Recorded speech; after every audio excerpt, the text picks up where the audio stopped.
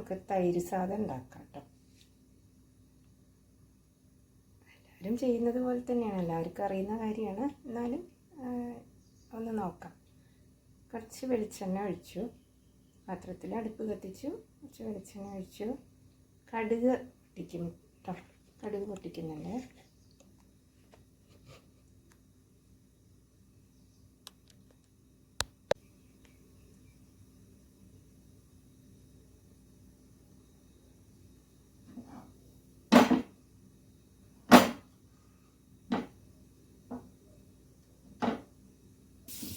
കുറച്ച് ഉലുവ കൂടി ഇട്ടു കേട്ടോ. എനിക്ക് ഉലുവയുടെ മണം വലിയ ഇഷ്ടമാണ്, അതുകൊണ്ട് ഞാൻ തൈര് സാദത്തിൽ ചിലപ്പോൾ ഉലുവ ചേർക്കാറുണ്ട്. ഇതിലേക്ക് വലിയ ഉള്ളിയെ ഞാൻ എടുത്തിട്ട് ഉള്ളി അരിയാനുള്ള മടി കൊണ്ടാക്കാം. കുറച്ച് പച്ചമുളക്, എനിക്ക് കുറച്ച് എരിവ് ഇഷ്ടം, അതുകൊണ്ട് 4-5 പച്ചമുളക് എടുത്തു. കുറച്ച് കറിവേപ്പില, ഒരു ചെറിയ കഷ്ണം ഇഞ്ചി അതുകൂടി ഇട്ടിട്ട് നമുക്കൊന്ന് ഇത് വഴറ്റാം. പിന്നെ സ്റ്റീൽ സ്പൂൺ തന്നെ ഉപയോഗിക്കണം, സ്റ്റീൽ കയ്യിൽ തന്നെ ഉപയോഗിക്കണം. നല്ല മരത്തിൻ്റെ കയ്യിൽ നല്ലതില്ല. ഇങ്ങനെ മരത്തിൻ്റെ കയ്യില്ലേ ചിലപ്പോൾ ഉപയോഗിക്കാതെ വെച്ച് കഴിഞ്ഞാൽ തണുപ്പൊക്കെ തട്ടുമ്പോൾ തുടച്ച് വെച്ചാലും പൂപ്പൽ പോലെ വരും, കറുപ്പ് നിറം വരില്ലേ. എനിക്കതെന്തോ ഇഷ്ടമല്ല, പേടിയാണ് ഇങ്ങനെ ഉപയോഗിക്കാം. അപ്പോൾ ഞാൻ ചിലപ്പോൾ സ്റ്റീൽ സ്പൂണ് തന്നെ ഉപയോഗിക്കാറുള്ളത്.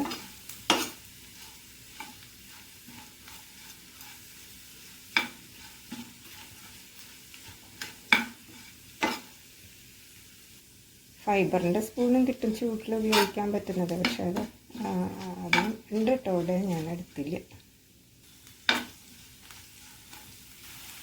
സ്റ്റവ് ഓഫ് ചെയ്തിട്ട് ഒരു നുള്ള് മഞ്ഞൾപ്പൊടി ഇട്ട്, അപ്പോൾ ചോറിനൊരു മഞ്ഞൾ കളറും വരും. പിന്നെ മഞ്ഞൾപ്പൊടി നല്ലതാണല്ലോ കഴിക്കുന്നത്. അതിൻ്റെ പച്ചമണം ഒന്ന് പോട്ടെ. സ്റ്റവ് കത്തരുത് കേട്ടോ, നല്ല ചൂടുണ്ടല്ലോ ചട്ടിക്ക്, ആ ചൂടിൽ അതിന് പച്ചമണം പോയിട്ടിട്ട്. സ്റ്റവ് കത്തിക്കഴിഞ്ഞാൽ അത് കരിഞ്ഞു പോകും. അതുകൊണ്ട് തൈര് ഒഴിച്ചു. തൈരിന് നല്ല പുളി ഉണ്ടെന്നുണ്ടെങ്കിൽ കുറച്ച് പാൽ കൂടി ചേർത്തിട്ട് ഒഴിക്കണം. ചോറ് പൊന്നിയരിയുടെ ചോറാട്ടോ ഇവിടെ വെക്കാറുള്ളത്, അധികം പൊന്നിയരി ഉപയോഗിക്കാറില്ല. പച്ചരിയല്ല, പച്ചരിയാണെങ്കിൽ കുറച്ചുകൂടി തൈര് സാധനം നല്ല ടേസ്റ്റ് ആയിരിക്കും. ഇതിപ്പോൾ പൊന്നിയരിയാണ്, ചെറിയ അരി, വെളുത്ത അരി. ചുവന്നരിയും വെക്കാറുണ്ട് കേട്ടോ, മട്ടരിയും ഉപയോഗിക്കാറുണ്ട്. ഇന്നിപ്പോൾ പൊന്നിയരിയുടെ ചോറാണ്. അത് ഇട്ടു. അല്ലാതെ തിളക്കരുത്, ജസ്റ്റ് ഒന്ന് ചൂടായി വരുമ്പോൾ നമുക്ക് ഓഫാക്കാം. ആയി കേട്ടോ, ഞാൻ കുറച്ച് കുഴഞ്ഞ പോലെ എടുത്തത്, വെള്ളം ആയിട്ടുണ്ട് കുറച്ച്, അല്ലാതെ കട്ടിയിലല്ല.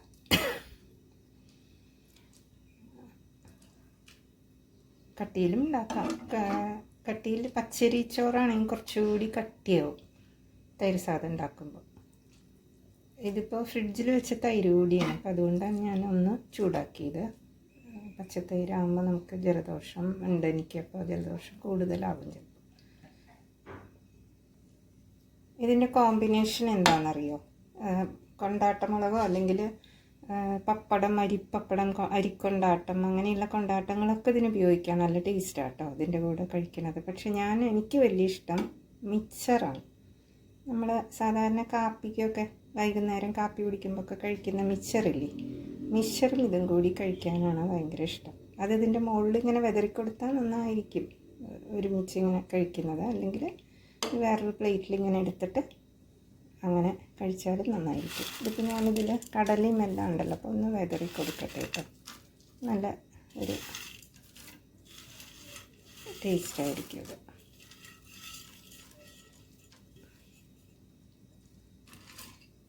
അതിൻ്റെ കൂടെ ഇങ്ങനെ അതും കൂടിയിട്ടൊന്ന് കഴിക്കാനായിട്ട് ആ തൈര് സാദത്തിന് നല്ല ടേസ്റ്റായിരിക്കും.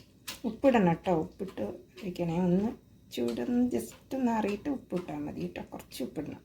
ആദ്യം തന്നെ ഉപ്പിടരുത്, അപ്പോൾ തൈര് പിരിഞ്ഞു പോകും. ഓക്കെ, എല്ലാവർക്കും ഇഷ്ടപ്പെട്ടു എന്ന് വിചാരിക്കുന്നു. ഒന്ന് ഇഷ്ടപ്പെടുകയാണെങ്കിൽ ഒന്ന് കമൻറ്റ് ചെയ്യൂ. ലൈക്ക് ചെയ്യൂ, ഷെയർ ചെയ്യൂ, സബ്സ്ക്രൈബ് ചെയ്യൂ കേട്ടോ. അങ്ങനെ ചെയ്താൽ വലിയ സന്തോഷമായിരിക്കും. അതുകൊണ്ടൊന്ന് പറയാം, എല്ലാവരും അങ്ങനെ ചെയ്യണേ. അപ്പം നമുക്കൊരു കോണ്ടാക്റ്റ് ഉണ്ടാവുമല്ലോ, അതുകൊണ്ടാണ്. ഓക്കെ, ഇതൊക്കെ എൻ്റെ ഒരു ചെറിയ സന്തോഷങ്ങളാണ്.